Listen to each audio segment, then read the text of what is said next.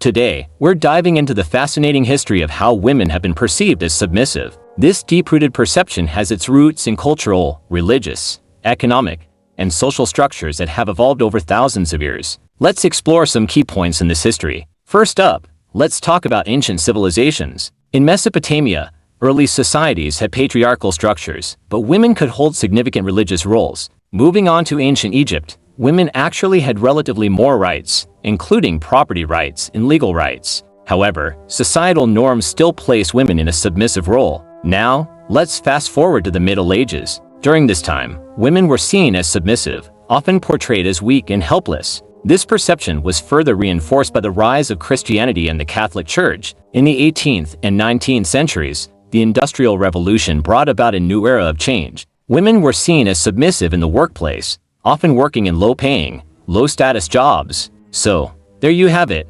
folks, a brief overview of the history of women being perceived as submissive. Today, we're diving into the fascinating concept of transactional relationships, exploring how they have evolved throughout human history. In ancient and prehistoric societies, the concept of transactional relationships was often present. Let's start with the hunter-gatherer societies. These early human societies often relied on reciprocal exchanges for survival. Members of a group would share food, tools, and other resources, fostering a sense of community and mutual support. As societies became more complex, the concept of transactional relationships continued to evolve. In feudal societies, for example, lords provided protection and resources to their vassals in exchange for loyalty and service. In the Middle Ages, the concept of feudalism evolved into a more complex system of relationships and exchanges. In the modern era, transactional relationships have taken on new forms such as the gig economy and the sharing economy.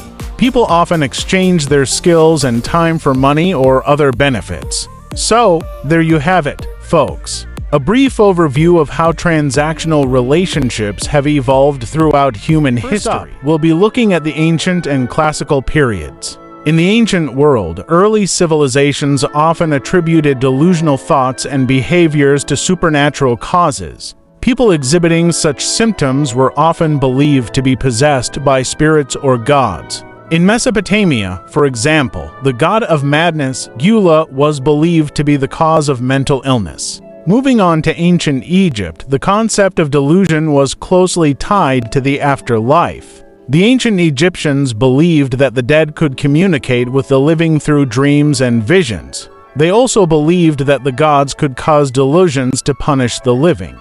In the classical period, Greek and Roman philosophers began to explore the nature of delusion. They saw it as a symptom of a disordered mind, often caused by an imbalance of the four humors. So there you have it, folks. A brief overview of the history of delusion from its ancient roots to its exploration by classical philosophers. So let's kick off our journey with the ancient and classical periods. In these times, human societies often believed in myths, legends, and superstitions. These stories, while culturally significant, were often based on a lack of scientific understanding and evidence. This tendency to believe in the unproven and the unseen can be seen as a precursor to modern-day gullibility. Moving on to the medieval period, we see a shift in how gullibility was understood. During this time, people were more likely to believe in miracles and the supernatural. This was due to a lack of scientific understanding and a strong reliance on religious beliefs. As we enter the modern era, gullibility takes on a new form. With the rise of mass media and the internet, misinformation and fake news have become a major concern. This has led to a heightened awareness of gullibility and a need for critical thinking and fact-checking. So, there you have it, folks. A brief overview of how gullibility has manifested and been understood through different eras. In ancient and classical periods, dementia was often seen through mystical and supernatural lenses. In ancient Egypt and Mesopotamia, symptoms were often attributed to supernatural causes or divine punishment. Treatments typically involved religious rituals and appeals to gods. Moving on to ancient Greece and Rome, dementia was often viewed as a punishment from the gods, particularly for those who had committed crimes or offended the gods. Treatments were often focused on appeasing the gods and seeking divine intervention. As we move through the medieval and early modern periods, dementia began to be understood more as a medical condition, with treatments shifting towards medical interventions and care. In the modern era, our understanding of dementia has continued to evolve, with a greater focus on scientific research and medical treatment. In prehistoric and ancient societies, gender roles were often shaped by the practical needs of survival. For instance, in hunter-gatherer societies, men typically took on roles as hunters and protectors, while women were responsible for gathering food, nurturing children, and maintaining the home. Moving on to the ancient world, we see a shift in gender roles. In the early civilizations of Mesopotamia, Egypt, and China, women were often relegated to domestic duties, while men were responsible for political and military affairs. In the medieval period, gender roles were even more rigidly defined. Men were expected to be warriors, farmers, and artisans, while women were primarily responsible for household tasks and child-rearing. As we move into the modern era, gender roles have become more fluid and less strictly defined. Women have gained more rights and opportunities in education, employment, and politics. However, there's still a long way to go in achieving true gender equality. The concept of trauma bonding, which describes the emotional bonds that form between individuals due to shared traumatic experiences, has been recognized and studied in various forms throughout history. While the term itself is relatively modern, the underlying dynamics have been observed for centuries. In ancient and medieval societies, the dynamics of abusive relationships were often overlooked or even normalized. For example, in ancient Greece, the concept of marital rights allowed husbands to use physical force against their wives. In medieval Europe, the practice of wife sale allowed men to sell their wives to other men if they felt their wives were disobedient or unruly. These examples illustrate how trauma bonding has been present in human relationships for centuries, albeit under different names and circumstances. Understanding the history of trauma bonding can help us recognize and address these dynamics in our own lives and communities. You know that conscious transactional relationships have a rich history spanning ancient and classical periods. Let's take a comprehensive look at how they've evolved over time. In the ancient and classical periods, reciprocity was a key aspect of hunter-gatherer societies. Early humans recognized the importance of giving and receiving in their interactions, fostering a sense of mutual respect and understanding. Moving into the medieval period, we see a shift towards feudalism, where relationships were more hierarchical.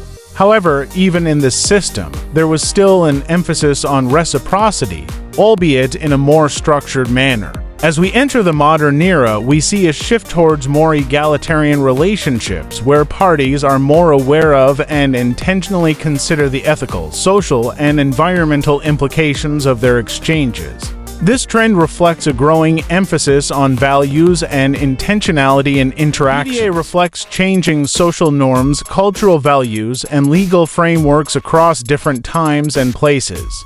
So, let's take a journey through time and explore how attitudes towards PDA have evolved throughout history. First up, we have the ancient and classical periods. In these times, public rituals and celebrations often included displays of affection. For instance, fertility rituals and marriage ceremonies frequently involved such displays. Next, we move on to the medieval period. In this era, PDA was often seen as a sign of love and commitment. However, it was also associated with sin and lust, which could lead to legal consequences. During the Renaissance, PDA was more widely accepted, particularly in artistic and literary circles. It was seen as a way to express love and passion, but it was still not universally accepted. In the modern era, PDA has become more common and accepted in many cultures. However, it's important to note that it's still subject to social norms and legal frameworks. The concept of privacy has evolved significantly over time, shaped by changes in social norms, legal frameworks, and technological advancements. Let's take a journey through the ages and explore how privacy has evolved. First up, let's talk about the ancient and classical periods. In ancient societies, the notion of privacy as we know it today was often limited. In ancient Rome and Greece, for instance, private life was less segmented from public life and social interactions often occurred in more communal settings. Now, let's fast forward to the Middle Ages. During this time, privacy was more about protecting personal property and possessions rather than personal space or information. The concept of privacy as we know it today was still a ways off. The Renaissance brought about a shift in thinking with more emphasis on individualism and personal rights. This paved the way for the development of privacy as we understand it today. And finally, the modern era has seen privacy become a fundamental human right, with legal frameworks and technological advancements playing a significant role in shaping our understanding of privacy. Did you know that many ancient and indigenous cultures practiced forms of sexual freedom and communal living that included consensual non-monogamy? For instance, some indigenous tribes in North America and Africa had societies where people could engage in sexual activities with others as long as it was consensual and within the bounds of their community. In ancient Greece, the concept of free love was widely accepted and even encouraged by philosophers like Aristotle. In medieval Europe, monks and nuns were often allowed to engage in sexual activities with each other as long as it was done in secret. Fast forward to the 19th century and we see the emergence of the free love movement in the United States. This movement was all about breaking down social and sexual norms and advocated for open relationships and sexual freedom. So, there you have it. The history of swinging is a fascinating journey that spans across cultures and centuries. Remember, always practice consensual non-monogamy in a safe and respectful manner. In the ancient and classical periods, we find that prehistoric societies had a diverse range of mating systems. Some hunter-gatherer societies practiced forms of monogamy, while others were more fluid in their relationships. As we move into the medieval period, we see a shift towards more monogamous arrangements, especially among the aristocracy. This trend was influenced by religious and legal changes, as well as the rise of the nuclear family. In the modern era, monogamy has become the norm in many parts of the world. However, it's important to note that there's still a lot of diversity in relationship structures, and people's experiences can vary greatly. Let's explore how polygamy has evolved across different societies in historical periods. First up, let's talk about the ancient and classical periods. In ancient Mesopotamia, polygamy was a common practice among the elite. Sumerian and Babylonian laws, such as the Code of Hammurabi, allowed for multiple wives, reflecting the social and economic structures of the time. Moving on to the Middle Ages, polygamy was more common in Islamic societies, particularly among the ruling classes. In some cases, it was even encouraged by religious leaders. During the modern era, polygamy has been a topic of debate and controversy. In some countries, it's still legal and practiced, while in others, it's illegal and heavily stigmatized. Let's start with the ancient and classical periods. In many ancient civilizations, women's social status was often subordinate to men. Laws and customs frequently placed women under male authority, which could foster fear and insecurity. For example, in ancient Greece, women were expected to stay indoors and were often seen as property to be controlled by men. As we move into the medieval period, we see a shift in the way women were treated. In some cultures, women were seen as more equal to men, while in others, they were still subject to male authority. This period also saw the rise of witch hunts, where women were often targeted and persecuted for their supposed powers. In the modern era, we've seen a shift towards greater equality between men and women. However, there are still remnants of fear and insecurity that women may face, especially in situations where power dynamics are unequal. In the ancient and classical periods, social validation and status were closely tied to public and private relationships, including those with women. For instance, in ancient Greece and Rome, men were expected to marry and have children to maintain their social standing. This was often seen as a way to secure the approval and recognition of women. Fast forward to the Middle Ages, and we see a shift in gender roles. Men were now expected to protect and provide for their families, which included their wives and children. This further reinforced the idea that men needed to seek validation from women to maintain their social standing. In the modern era, we've seen a more egalitarian approach to gender roles. However, the quest for validation from women by men continues to be a topic of discussion and research. You know that the history of fairy tales is a treasure trove of stories that have evolved over centuries, spanning various cultures. It's a fascinating journey that we're about to embark on. First up, let's talk about the ancient and medieval origins of fairy tales. These stories often featured gods, heroes, and mythical creatures, which later evolved into the fairy tales we know and love today. In ancient myths and folktales, we can find the roots of many fairy tales. Cultures like the Greeks, Egyptians, and Mesopotamians all had their own unique storytelling traditions, which often included elements that would later be incorporated into fairy tales. First up, we have the ancient and classical periods, where mind games took shape in the form of ancient philosophy and strategic thinking. Early philosophers like Socrates and Sun Tzu explored principles of persuasion, strategy, and manipulation. They paved the way for future generations to develop and refine these techniques.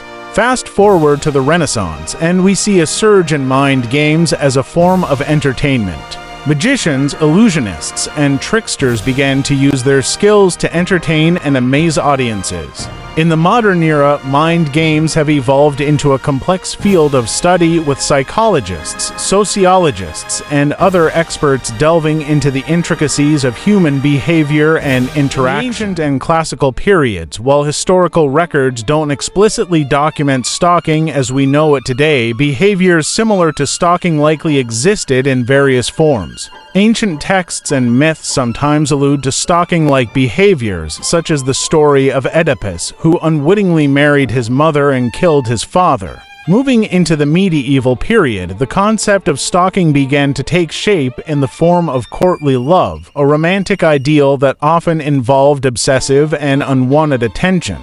This period also saw the emergence of love magic, which often involved unwanted attention and interference in personal relationships. In the modern era, stalking has been recognized as a distinct form of harassment, with legal frameworks and understandings of psychological behavior evolving to address this issue.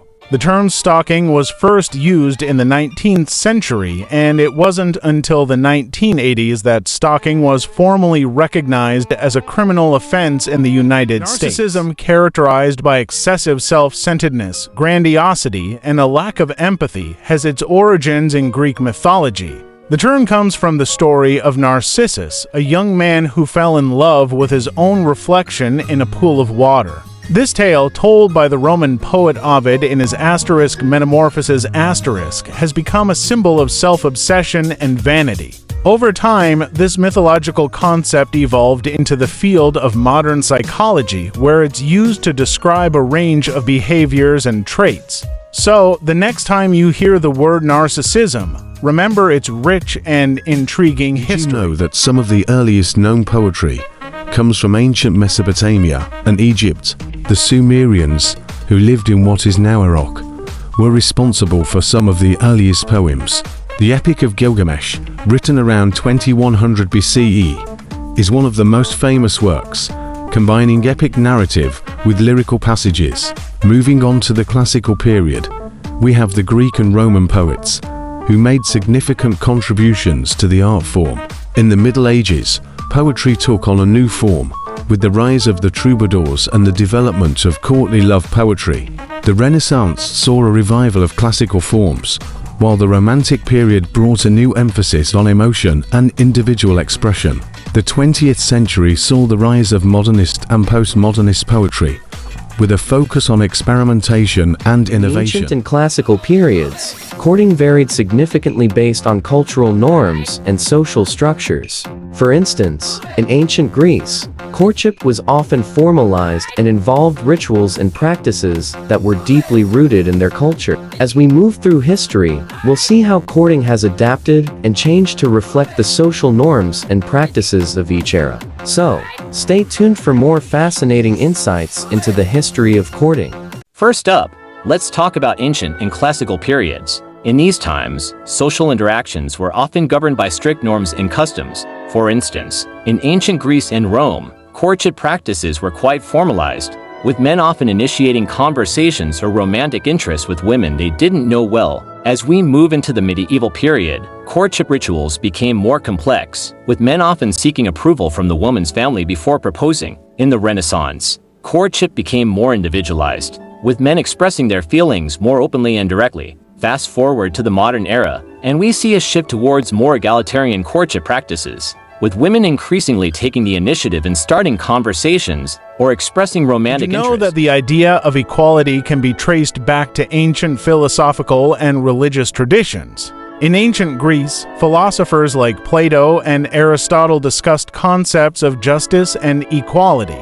They believed that all individuals should be treated fairly, regardless of their social status or wealth. Fast forward to the Middle Ages, and we see the rise of feudalism. This system was far from egalitarian, as it divided society into a hierarchy of lords, vassals, and peasants. However, some medieval thinkers, such as Thomas Aquinas, advocated for a more just society. In the Renaissance, humanism brought about a renewed interest in the individual, which paved the way for the development of egalitarian ideas. The Enlightenment period, with its emphasis on reason and individual rights, was a major turning point in the history of egalitarianism. Today, egalitarianism is a fundamental principle in many societies, but it's important to remember that it's an ongoing journey. In the ancient and classical periods, we start with ancient Mesopotamia. Here, we find the Code of Hammurabi, which was written around 1754 BC. This code included provisions for divorce, allowing men to divorce their wives for reasons such as childlessness or infidelity. Women could also seek divorce under certain conditions, like mistreatment. Moving on to the medieval period, we see that divorce was generally discouraged or forbidden by religious authorities. However, in some cases, it was allowed under certain circumstances, such as adultery or impotence. In the modern period, we see a shift towards more liberal attitudes towards divorce. Divorce rates increased significantly, and legal frameworks were updated to accommodate these changes. Thank you for joining us on this fascinating journey through the history of divorces. If you enjoyed this video, please don't forget to like, share, and subscribe for more interesting insights. Until next time, stay curious and keep exploring.